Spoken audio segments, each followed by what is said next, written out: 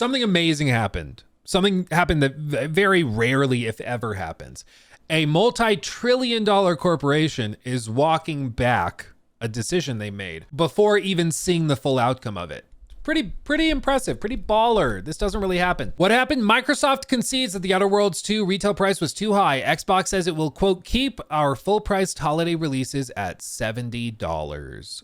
They previously announced that the Outer Worlds 2 was going to release at $80, but then they walked it back. It was also, as you can see here from the initial wave, this was back in May, where they were initially alluding to price hikes and everything. And then after the summer showcase in June, they said Outer Worlds 2 was going to be releasing at $80. And this started a whole groundswell of rage. I mean, it was a lot. Basically, you know, Obsidian started getting lit up for it, and everybody was wondering, like, what are you thinking? I don't think the Outer Worlds 2 looks bad. I just don't think it looks like an $80 game. Like, if you're talking about GTA 6, we see an $80 price tag. I think we'll all go, I mean, I can't say I'm surprised. It kind of looks like it. Doesn't mean we like it, but I think that a lot of people would go like, yeah, that's what I expected. I don't think anybody expected them to try to put this at 80. I mean, that's crazy. That's crazy. It's just wild. Like, I don't think it'll be bad, but it looks like one of those like Obsidian AA style games that I would expect to be priced slightly below AAA pricing. I would expect this to be priced at like 60. That's where I think this would be like a comfortable price point for this game based on what I've seen so far.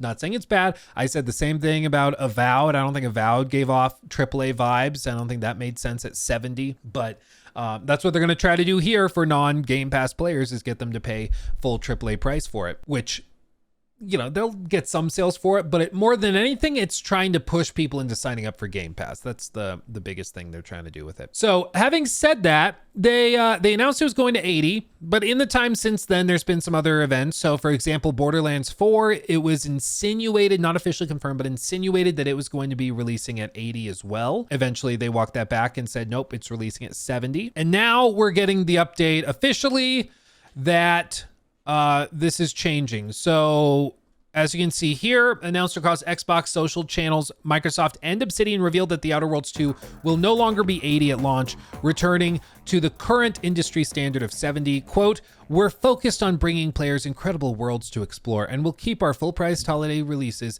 including The Outer Worlds 2, at 70, in line with current market conditions, the Xbox spokesperson explained in a statement to Windows Central. Now, what caused this?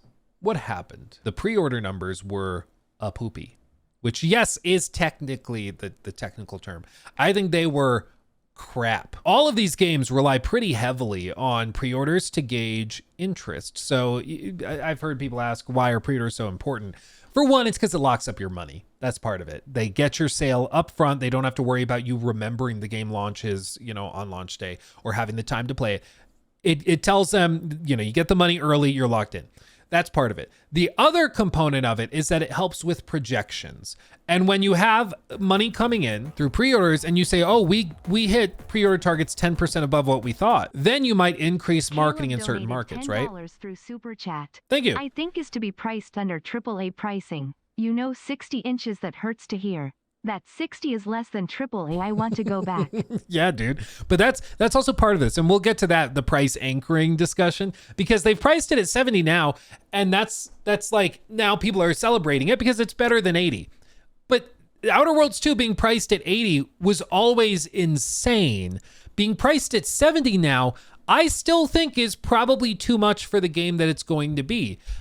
But at least it's better than 80. That's basically what the discourse is now. You know, it's ruling with an iron fist, and then when you let off a little bit, people thank you.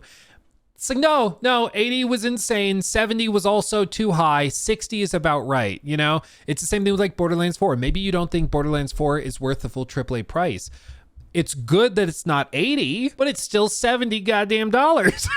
You know, like, it's still crazy expensive. But because of how they framed it, going to 80 and then pulling back, it feels like they've done something nice for you. It feels like they helped you out, right? Even though they kind of haven't.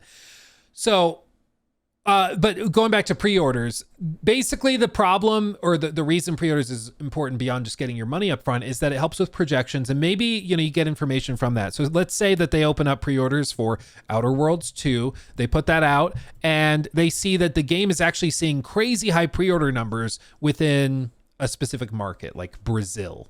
And then they're like, oh, let's increase marketing spend in Brazil because for whatever reason, that market we're doing particularly well in, and they can readjust and do all of that. Back in the day, it was really useful for ordering and shipping out physical units because you could make sure that you had enough physical units for where the interest was. There's all sorts of things like that. And I mean, there's other components that are useful for it too, but primarily that's the big thing, is that it helps with projections. It helps with figuring out where you need to put your resources and focus, especially because a lot of these games have marketing campaigns that kick off close to launch, using pre-order numbers as part of it. So for example, there was, I forget which game it was. Yeah, I'm blanking on it. There was a live service game that was coming out that showed through pre-order numbers that a lot of the people pre-ordering it in their Steam libraries had overlap with certain types of games, whether it's RPGs or Baldur's Gate or whatever.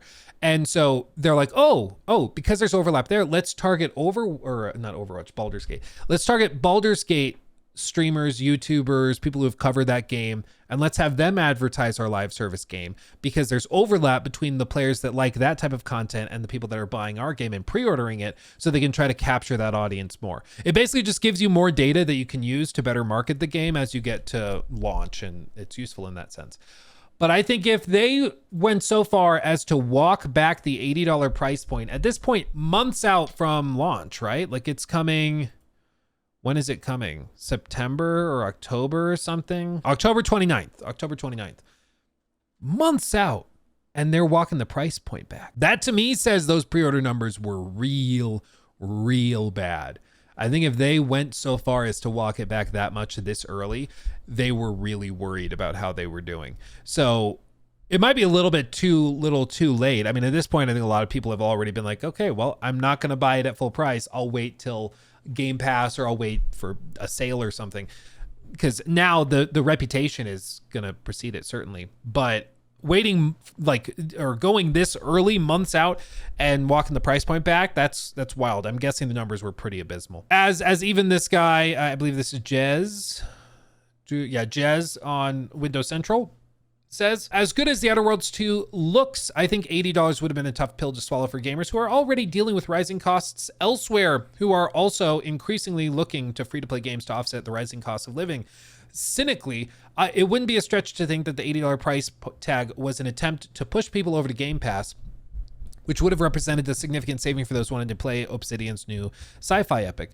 There have already been questions swirling around Xbox Game Pass's viability as a business model, particularly for replacing the sales metric cannibalized by from internal studios.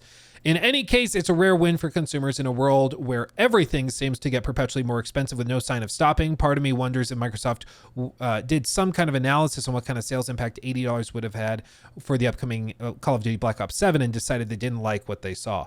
That's the other component, is that they are specifically saying in this statement, we will keep our full priced holiday releases, including the Outer Worlds 2, at $70.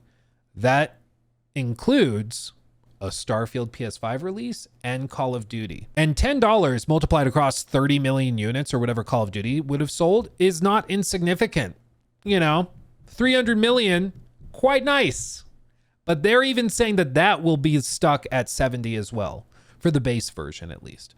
So I think he's probably right. The pre-order numbers were probably really bad. And I wouldn't be surprised if they also had done a lot of internal research, and if they did like further research and surveys and stuff into it and found that the numbers were just really bad.